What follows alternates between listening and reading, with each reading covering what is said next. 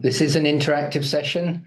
We'll discuss and show how new technology is changing your guest expectation and experiences, all the way from booking to checkout. So again, it'll be from the guest perspective. We'll see how that technology is playing an increasingly important role in the guest experience. And again, that's not unique to hospitality. All around us, we see more and more of our interactions with businesses being technology based, using banks, supermarkets, etc. And I think the trick here for hotels and B&Bs is to get the balance right so technology complements and enhance the guest experience. And it's true that some businesses fail to get that balance right, including many of the larger ones that have opted out of the human side and focused on sort of saving money. And in that process, they've essentially sacrificed service. And when you look at the reviews on Google, I've said this before, it's always the smaller hotels and B&Bs that have the greatest scores, the highest scores. And that's really what differentiates you from the chains. And it is effectively the core of hospitality is the people behind it. So we'll start now by kind of looking at some of the challenges that we face before we go into like a demo with Craig. And again, we're looking at this from a perspective of the guest. So I'm just going to share my screen here. So you can all see us there. Basically, there's a lot going on in this space, and we're just always trying to build for the next thing. Two major challenges, exist, and we could just break them down simply to time and guest expectations. Our own time is something we don't generally put a value on. We kind of take it for granted in work. But when you read your reviews and see where you're mentioned personally, you can start to get an idea of how guests value your time. And the more quality time you can share with your guests, the better. And by quality, I mean doing things that your guests value heavily. That time is effectively a hospitality multiplier, and it pays dividends. But it's also about your guest time. You ask yourself, as a guest, would you rather spend perhaps 2 minutes in an airport lounge when you've got lots of time checking into your accommodation? Or would you rather wait 15 minutes at a reception after a delayed flight or difficult road journey where you're fiddling about getting passports, cards, and signatures? So it's just thinking about how the guest views those things. And instead of, taking those details at the desk, that initial greeting could focus more on what the guest wants rather than what you actually need from them. And at the same time, the guests' expectations around technology have changed, and this has been driven mainly by efficiency gains from corporations and tech companies. And together, they've provided sort of always-on, easy-to-access tech, which is rich in information and answers. And that's led to, creating self-serve habits that reduce the workload of these businesses by providing convenient solutions for their customers. But that does create, problems for B&Bs and hotels. And one really around image. It's a problem of image. You're looking professional, or you're wanting to look professional, yet you want to keep it personal. And getting that balance right between technology that helps provide the right level of service and information without distancing yourself from the guest. And it's really about making sure that each interaction has your business's personality or brand up front. And when you do that, you'll exceed your guests' expectations. And exceeding guests' expectations is pretty much the definition of great service. So let's look a little bit more about the expectations. And these are all things that would improve a customer's experience in literally any business. So, customers appreciate easy, intuitive processes like buying something on Amazon or perhaps navigating a well-designed process. Usually an iPhone is a good example of that. And self-service isn't about just giving your guests a sort of supermarket-style service checkout kiosk. It's about enabling them to do the things that they want to do when they want to do them. And it's about shaping the information with them and sharing that information with them when they need it and not when you're ready to provide it. It's also about making their interactions with your business easy and efficient. and it's about convenience, making necessary things easy to do. So let's have a look at how tech can impact your guest's experience from start to finish. So I'm going to hand over to Craig now. We're going to sort of run some live demo here where we'll give you some examples of how this works.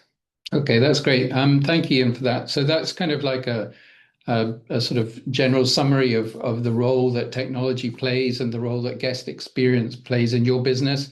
So I'm going to do a sort of live demo on my phone here, which gives you some of the touch points that that your guests could be interacting with you, and some of the problems that you might have that are overcome by, or that the technology helps you overcome.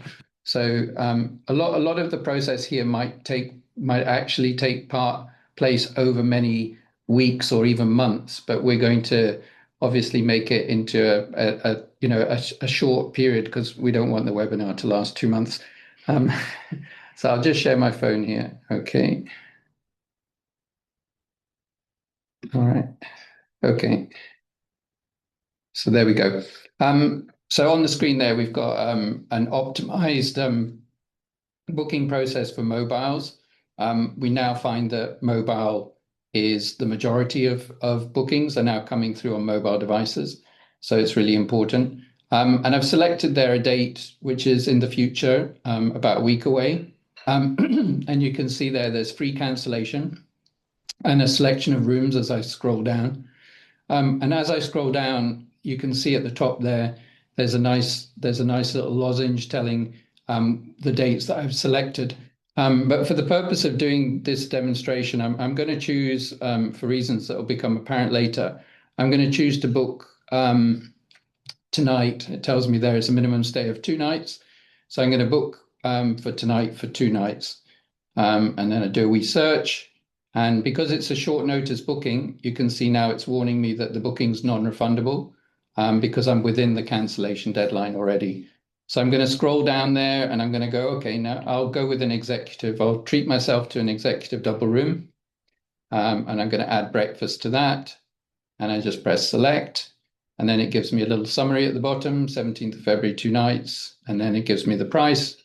And I press book. And in this case, there's optional booking extras. In this case, I'll book some flowers and press continue. Now, the next page is the payment of a deposit. So what's interesting here, it's telling me that there's a £139 deposit, which is the first night, and that's non-refundable.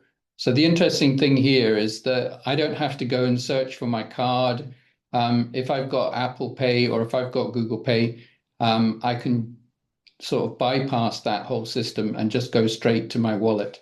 And this is increasingly the case. And I'm going to just demonstrate this with you. So if I press there, book with Apple Pay, it comes up with if you're familiar with the wallets, I can just double click there and it will just check my face and it will just check that card is me and that face is mine. And so what it's done there is it's actually done the booking using my Apple Wallet, and it's the same for Google.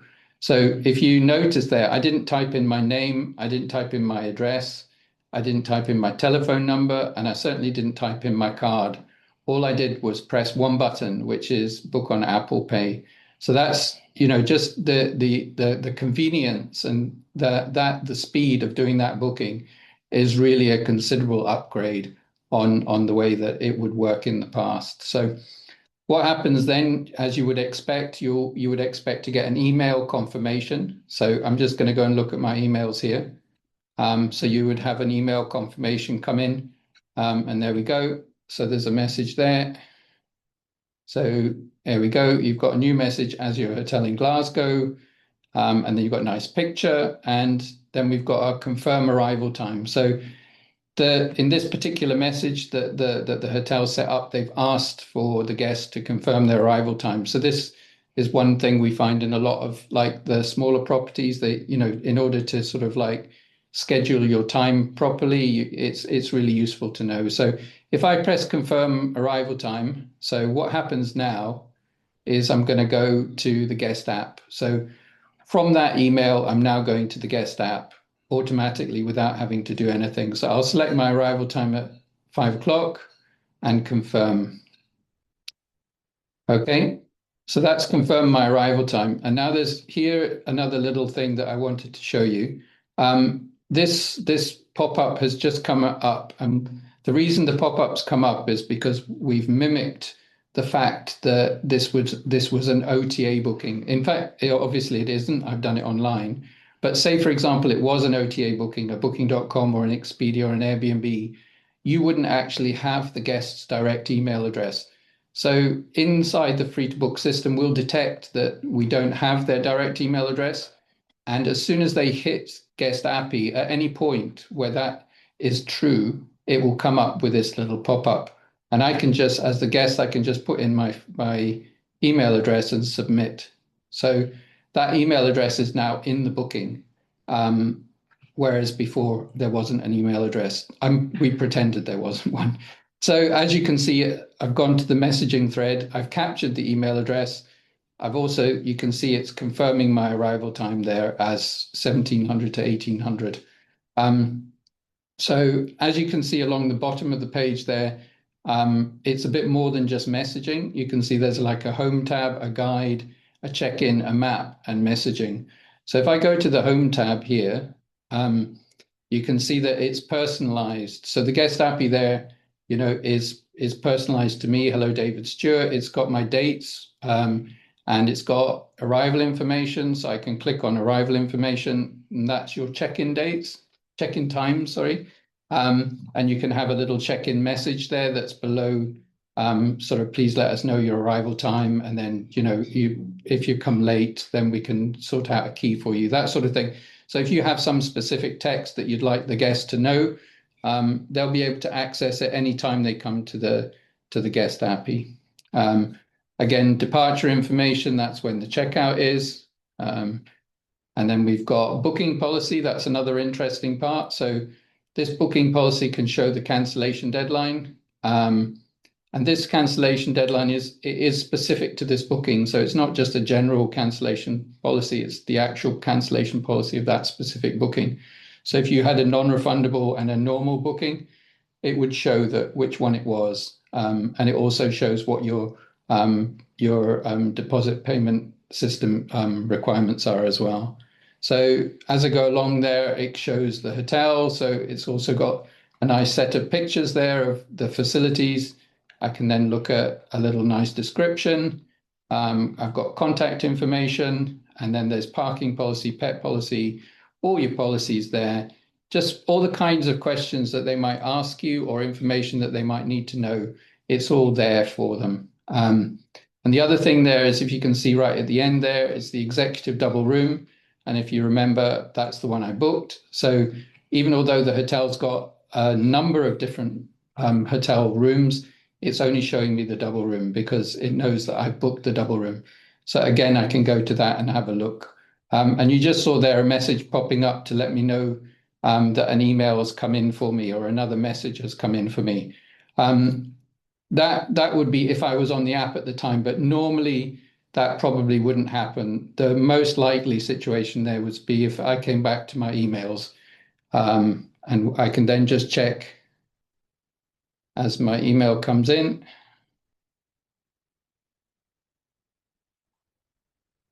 I've been asked, it says there, please, can you pay a balance of 159? So if you remember, when I made the booking, I paid for the first night. So it's for tonight, and the system's now sent an email or a message to ask for a payment of 159, which is the outstanding balance.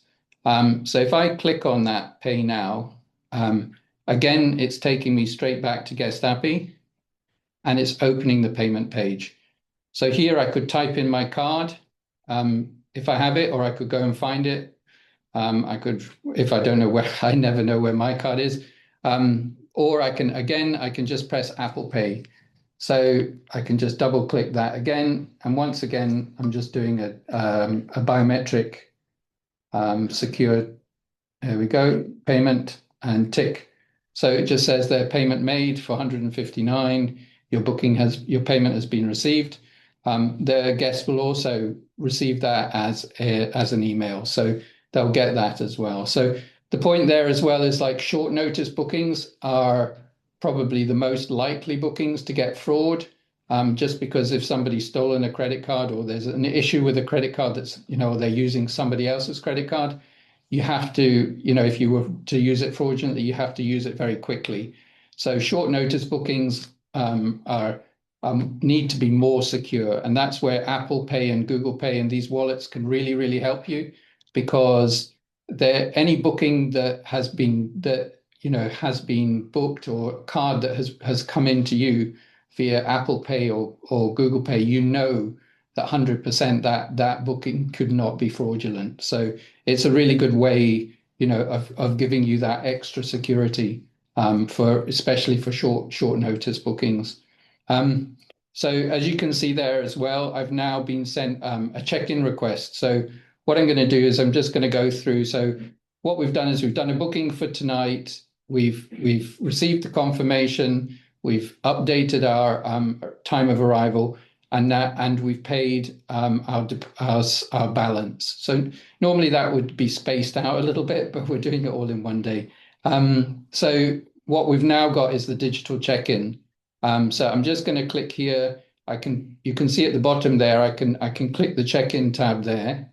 And what it's done there is it's filled in all the details from the booking that I made. So I don't have to type that in as a guest again. So it makes, doing the digital check-in very, very quick.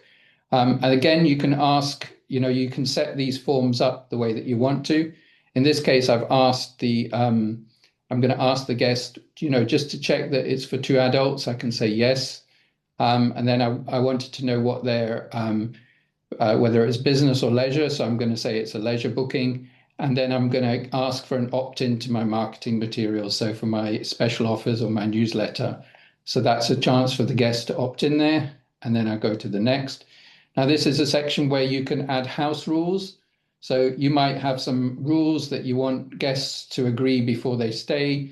This is just a good way of making them feel like they know what to do and what not to do. So no smoking or vaping, that type of thing, no additional guests. And then I have to agree those. I agree them. I do a signature there, and then agree to that. There's another section which you can add in as well. For some, they ask for a photo ID. So I can upload an image of my photo ID. So I can take a photo or video, and I've got one sitting here on the desk conveniently. So I take a photo of that, and I just say, use that photo, upload, and that's done. Simple as that. The next section here is, again, as you notice here, it's gone to a card capture page. So this is in the case where, say it's an OTA booking, and you would like to have a card to cover incidentals, or you'd like to have a card to cover any possibility of damage. So if there's some damage that occurs at the property, you've got a card, from the guest. The thing about that as well is it's not always just having it's not always the fact that you're going to need to provide it. It's just that if you've got those details, it's kind of a deterrent for somebody to misbehave, because they know that you've got their card. And again, I can, if I had my card on me, I could type it, but I never do. So again, Apple Pay. So this is doing a zero auth. So this is just storing the card. It's not taking any payment. So that card is now stored in the booking. And you could use it for incidentals, or you could use it in the case where you have an issue. So what do I do next? So that's me. I've done the check-in. So now I'm going to get in my car and I'm going to head to the hotel, because we're going to pretend it's nearly check-in time. So I go to the map section of the app, and I open on Maps. So this is like, again, something maybe many of you are familiar with.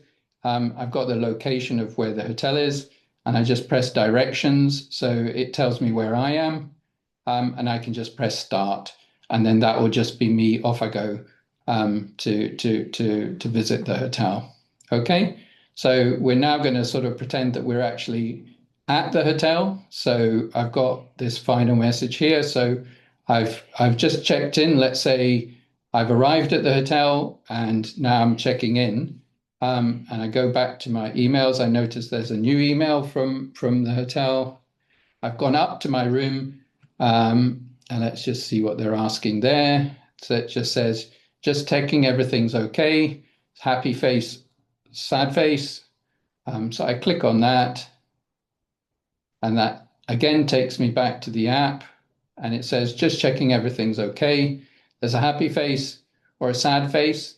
In this case, I'm gonna be bad. I'm gonna put a wee sad face because when I got up to the room, I realized that the kettle um, doesn't work, and I just submit that.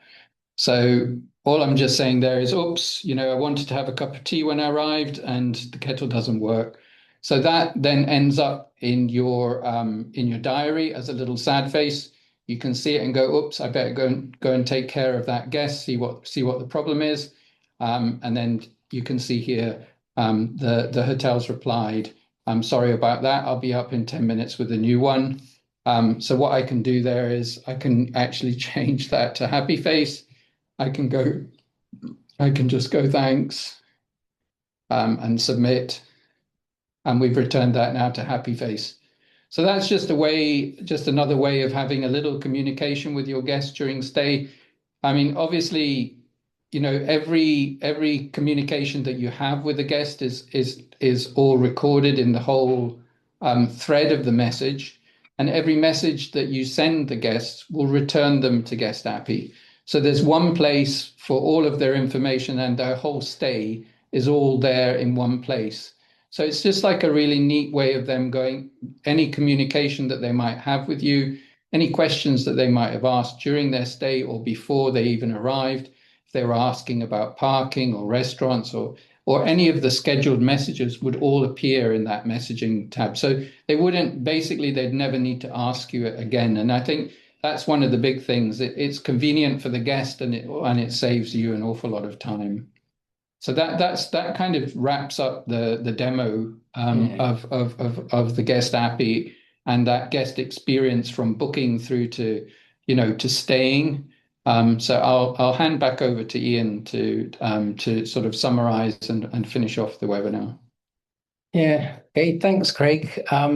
Yeah, covered everything there in a very short space of time, obviously. So a lot of different things crammed in there, and a really great view of how it looks for the guest. So from the guest perspective, that technology and how it works, Craig just ran through that, very, very smoothly, which is what the whole thing about the app is about, and using the technology is very smooth. Um, so, I mean, that whole journey there was highly optimized all the way from the booking process that adds to the guest experience and, ends up converting more bookings. And then the technology creates a process that runs all the way through the guest experience again. And you're offering guests the choice of, when they want to do things. So you're kind of making it really convenient for them. And you want that flow to always be very smooth. So one thing naturally leads to the other without much thought. And it's important to say you're not abdicating responsibility for communication when you're using these tools. You're creating sort of operational procedures, for want of a better way of explaining it, that will work while you sleep. And these will deliver, a really consistent level of service to 100% of your guests. With an easy, clear, and very quick interface that's personalized to the booking. So it's got the guest name on it. So you're creating like a very professional image when they're looking at that and they're looking at your property on there.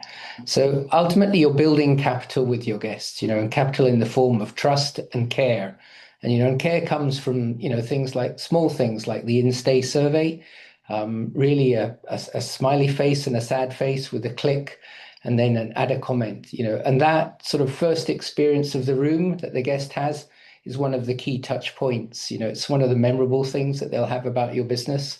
And you've just practically guaranteed the success of it by making sure if there are any issues, you're sweeping them up really quickly. So very, very simple thing. And these small, simple things all require minimal setup and management, yet they have a sort of real impact on the bottom line. And you want these tools to make your life a lot easier, but you also want them to make your guests a lot happier. And they do. And here's the proof of that. This is how the app is perceived by guests. GuestAppy, when you're on it for more than 5 minutes, there's an opportunity for your guests to review their experience of the app. And after thousands of reviews, it gets a score of 4.8 out of 5 as a rating from all of those guests. So I mean, that's putting you right at the top, in terms of how somebody perceives the experience of the app, and it's a ringing endorsement. And just on the right there, you'll see the most commonly used words that guests use to describe the app, and it's things like easy, simple, quick, clear, and great. And these words could be used really as the definition of convenience. So with the benefits to your guests really clear, let's see what businesses say about it. And again, this is feedback from properties with free-to-book that are currently using GuestAppy, and we've collected them in case studies, and it's overwhelmingly positive, and it matches the guests' own feedback. And the case studies, you can access them from the QR code. I would recommend reading them.